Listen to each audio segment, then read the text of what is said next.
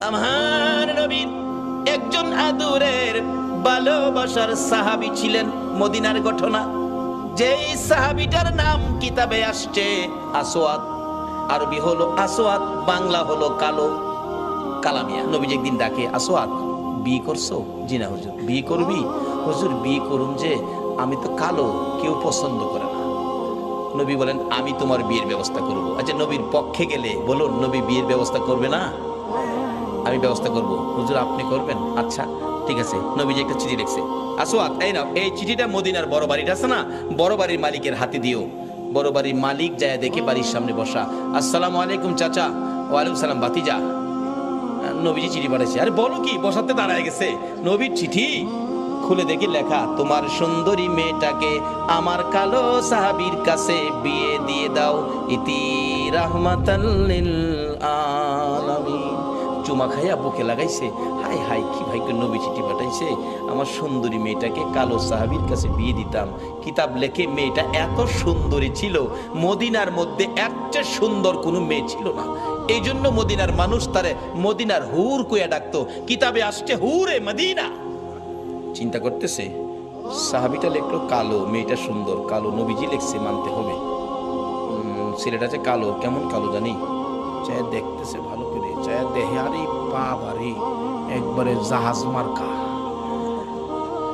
আসলে এমন কালোই ছিল। এখনো মদিনায় কালো বংশের লোক আছে, গেলে দেখতে পারবেন। আসওয়াদ জি, কালো, আমি একটু মেয়ের সাথে পরামর্শ করলে ভালো হয়, নবীজি পাঠাইছে। বাবা তুমি এখন যাও, তোমার আমি পরে জানাবো, মানে মেয়ের সাথে পরামর্শ করবো। যুবক যাইতেছে, আসওয়াদ মনটা কষ্ট, মাথা চুলকায়, হুজুর কইছিলাম না, ওই তো না, মানে পছন্দ করে না।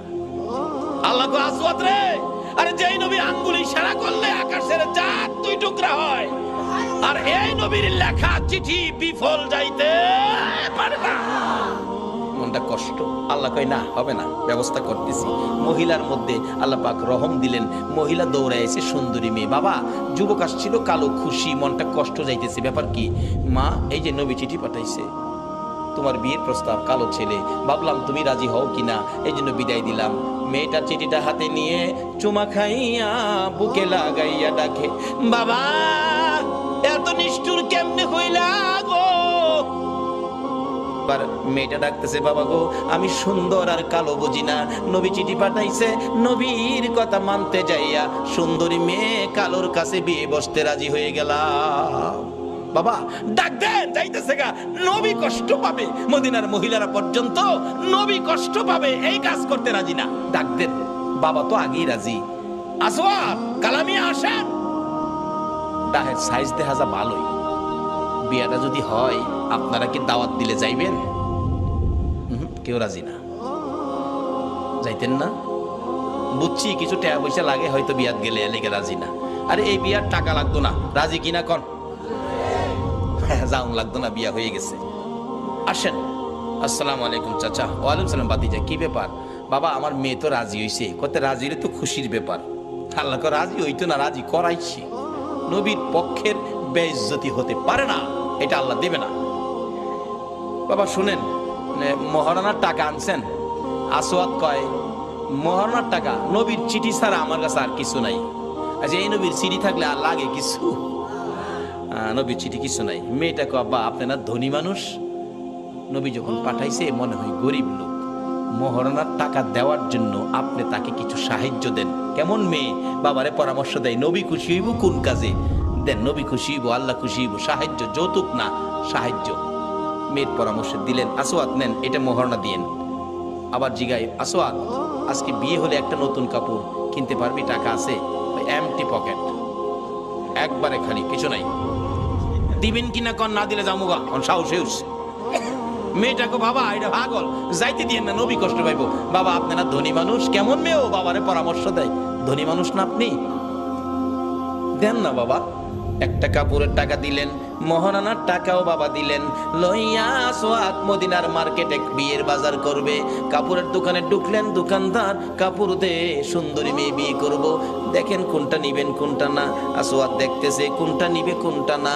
এমন সময় শুনে রে রাস্তা দিয়ে কে যেন পাগলের মতো দৌড়ায়, এতিমের মতো কান্দে আর ডাকে, রে মদিনার দোকানদারেরা, ও মদিনার যুবকেরা, ও মদিনার সাহাবীরা, খবর পাইছো নি আল্লাহর বন্ধু যুদ্ধের ময়দানে রওনা হয়ে গেছে।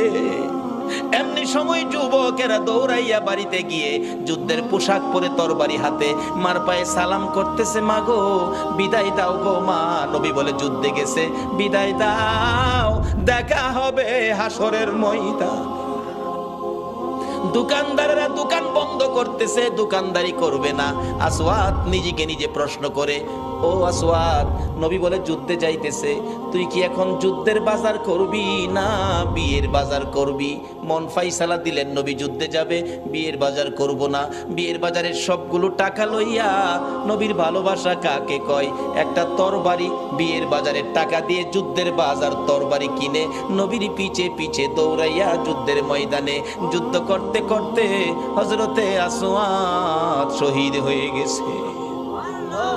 যে যুদ্ধে 70 জন সাহাবা জীবন দিয়েছে, আমার নবী যুদ্ধ শেষে ডাকতেছেন, সাহাবীরা রে আমার শহীদদেরকে দাফন কর, গোসল দিস না রে, রক্ত মাখা জামা গুলো পাল্টাইস না, রক্ত মাখা জামা সহ দাফন করে দে। আমি নবী হাসরের ময়দানে আমার আল্লাহরে দেখাবো আমার উম্মতেরা কত পাগল ছিল। সেই নবীর ভালোবাসায় কারা বসে আছেন? আমার নবী দাফনের নির্দেশ দিলে 69 জনকে রক্ত মাখা জামা কাপড় সহ দাফন করা হলো। 70-এর মাথায় দূরে পড়ে আছে হযরতে আসওয়াদ।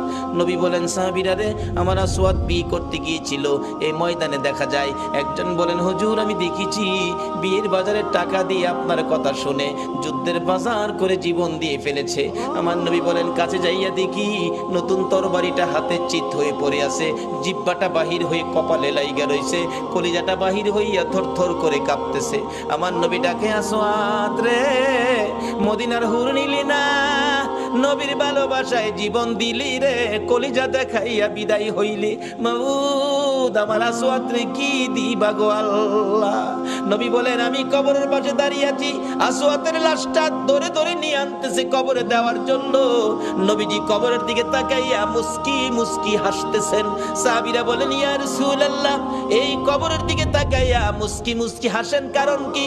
আমার নবী বলেন, সাহাবীরা রে আমি যা দেখি তোমরা তা দেখো না, আমি যা জানি তোমরা তা জানো না। হুজুর কি দেখে হাসলেন আমরা জানতে চাই। আমার নবী ডাকে, সাহাবীরা রে আমার আসওয়াদ মদিনার হুর ফালাইয়া আমি নবীর ভালোবাসায় বিয়ের বাজারের টাকা দিয়ে যুদ্ধের বাজার করে জীবন দিয়ে কবরে রওনা হয়েছে। আমি তার কবরের পাশে দাঁড়াইয়া দেখি রে মদিনার হুরের পরিবর্তে রে আসওয়াদের কবরে জান্নাতের হুর পাঠাইয়া দিছে।